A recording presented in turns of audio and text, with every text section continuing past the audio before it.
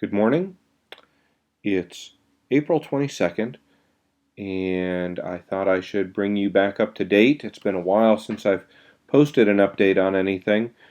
I have had quite a bit of activity, but it has not been confined to a weekly schedule, so it's uh, it's been difficult to find a point at which to stick a pin in things and start making updates.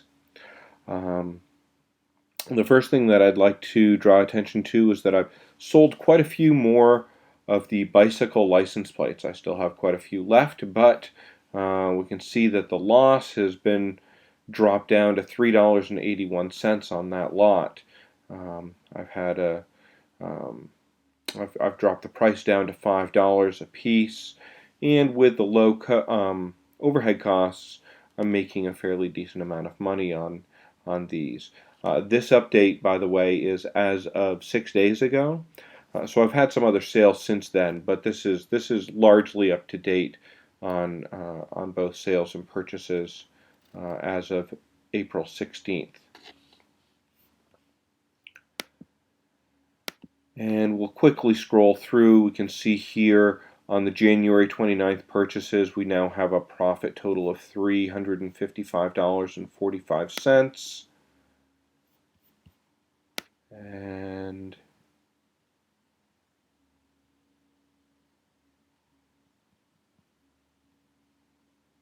sorry, bear with me. Um, and there's a good summary page of everything that I purchased January 29th.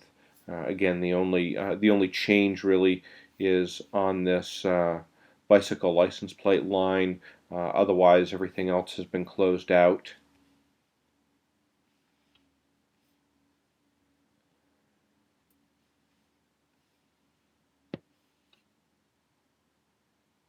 And from the February 21st purchases, I've also had some additional sales. What I did was I put items up on eBay for a fixed purchase amount of $10. These are items that were left over from the playing card lot, which had a few other miscellaneous things like the trick dice and the Polly Pet um, doll furniture set. I had a total purchase price of $46, and I was charging shipping on those, so I didn't insure any shipping costs. So you can see here about $2.30 or so overhead costs for each $10 sale. So $7.71 every time I make a $10 sale out of that lot. It just keeps pushing the profits up that much more. So I've now made a total of $422.15 on the February 21st purchases. And we'll scroll further down.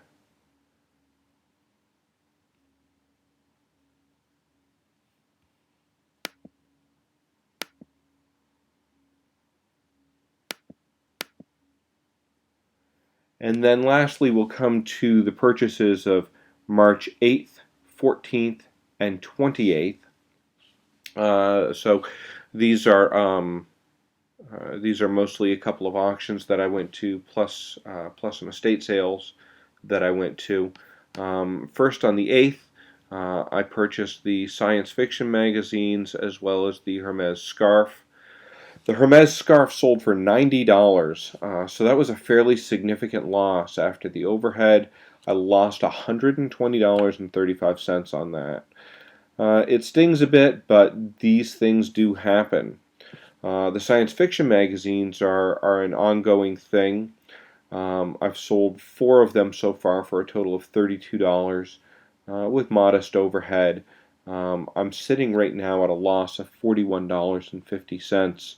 I've decided to take a tack of removing them from eBay and trying to sell the balance, the remainder, as a single lot on a Craigslist sale. I've got them. I've got over 80 of them left still, and I've got them up for $200. So we'll see if I get any action on those, but I can sit on those for a while. Then on the 14th, There are some things that I still haven't actually brought to market yet. The World's Fair lot, the Sterling Snuff Box. It's interesting about the Sterling Snuff Box. I had that listed up on eBay. However, I had erroneously put the wrong photos up, and so they were photos of a toy. There hadn't been any bid activity, so I canceled the auction. So I still have that snuff box. That's a $92 investment. The yachting magazines haven't been listed up, nor have the rudder magazines. The lot with the pens and compacts have had a few things sell, and I'm sitting at a total profit there of $24.92. But I still have other items left from that.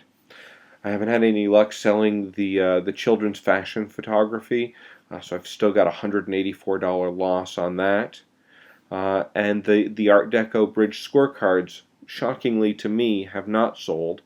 So that sits at a $17.25 loss, as does the hair fan has not yet sold. The scorecards and the hair fan are sitting on eBay right now with buy it now numbers that, if they sell, they will make me a profit. You can see scrolling down a little bit further that I'm still doing pretty well on playing cards. Total of $34.50 invested on two different lots of playing cards. And you can see the eBay sales numbers: $10, $13.35. Sold a couple of decks here for $70. Three more decks for $30. Five more decks for $78. And we'll scroll down, and so the total profit on the playing cards sits at $131.02, and I do still have some cards left from those. The miscellaneous books and postcards, I'm working on trying to get the musty smell out of some books, so the only thing that I have sold out of those are some postcards. Now, I spent $40.25. You can see all these postcard lots that I've sold, and I'm already at $6.39 profit, and I still haven't factored in any of the books that I purchased in that lot. Then lastly, on the 28th, I went to an estate sale.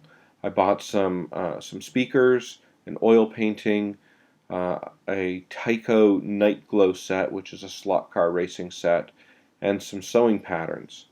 Sold the painting for $50 just by itself, and so we're sitting at $36.83 profit on that. $20 in loss so far. I have the Speaker Lab speakers on Craigslist right now for $175. I tried them on eBay, and they didn't wind up selling, and it's simply because they're so darned heavy. They weigh 40 pounds per speaker, so the shipping cost is fairly exorbitant, and eats up most of the value. And that's something that you run into on large items on eBay. I was surprised that the Night Glow set didn't sell, kind of surprised that the sewing patterns didn't sell. Those were both listed up with a $10 start. So I'm sitting on those, and I'll probably relist them, perhaps with a fixed price buy it now. So you can see, combined on March 8th, 14th, and 28th purchases, I'm sitting at a loss. The 8th has a $161.85 loss. The 14th has a $199.92 loss, although there's a significant number of those items that have yet to be brought to market. And then lastly, the purchases of the 28th are sitting at a modest $16.83 profit, and I've still got other items for sale. And let's take a look at the summary page. Tried to color code this to match the purchases with the profits. Now, with there being loss on the March 18th and the March 14th purchases, the word profit is a little bit of a misnomer, but it helps me illustrate what's going on here. So each time I make a purchase, I've got $54.24 on the January 7th purchases. Then the gross profit is what that pile of money has turned into. So the $54.24 became $358.62. So if we come down here and we look at the brown lines, those are the March 8th purchases and then the gross profit, you can see I magically managed to turn my $254.25 pile of money into $92.40. So we'll call that a negative profit.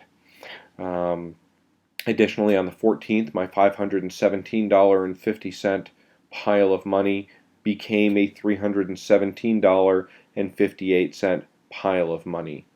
My modest profit on the 28th purchases turned my $25 pile of money into $41.82. And so as of the 16th, I had $837.03 in my cash account and had a significant number of inventory remaining to sell. So there's the update for now, and thanks for watching.